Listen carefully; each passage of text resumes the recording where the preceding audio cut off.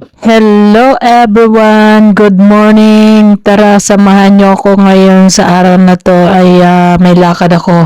Pupunta pala ako ngayon ng Malolos, Bulacan dahil may importante ako gagawin. So, ayan guys, nandito muna ako sa Malolos, Bulacan para magsimba. At syempre, before ako pumunta doon ay dumaan muna ako dito. At ito na nga guys, yung pinuntahan ko dito ay pumunta lang ako para kumain. Charot.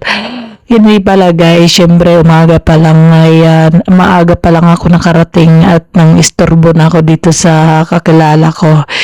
So ayan, nandito habang nagkakape at ako ay nanonood, diba, sosyal, sana all.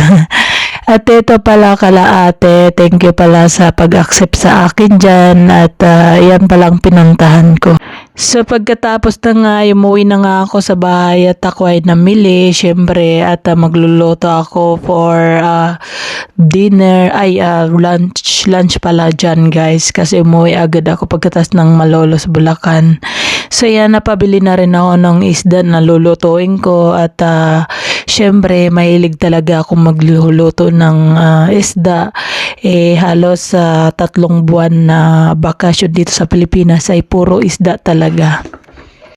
So yan guys, nakita nyo at napakalaki talaga nitong isda at lulutuin ko pala siya sa tinula at saka adobo. Yan talaga ang favorite ko. So pagkatapos naman guys ng lunch ay kinagabihan ay pumunta ako dito malapit sa amin dito sa may peryahan at syempre nagkikrib ako ng lechon kaya napabili na rin ako at doon na rin ako kumain guys. Tara guys, kain tayo. At syempre habang kumakain at dumating pala dyan yung mga kaibigan kong pasaway at syempre nagpasyal-pasyal din kami dyan sa peryahan. At pagkatapos dyan ay umuwi agad ako dahil gabi na dito guys. So yan na nga guys, kinaumagahan pala guys at pumunta ako dito sa market at may bibili na akong importante na dadalhin sa Switzerland dahil tomorrow it's my flight. So yan guys at pinadrive ko ang aking brother dahil hindi ko kaya mag-isa dahil marami talaga akong bibili dyan na dadalhin dito. So guys, tara, samahan nyo ako mamili dito sa market sa Pampanga, Angeles.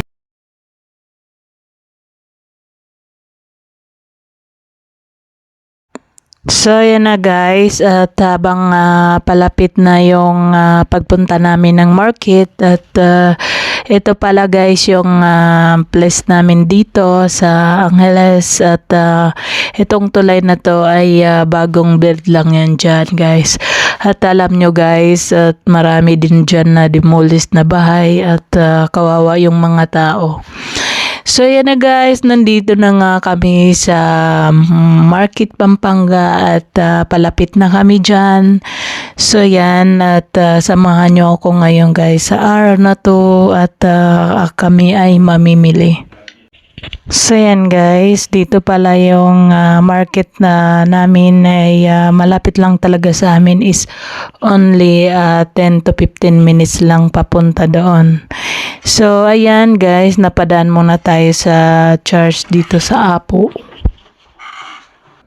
Then pagkatapos na nga guys magsimba dyan ay ito na nga, mamimili na nga kami dito sa Angeles. So ayan lang guys at dito na lang. Thank you for watching.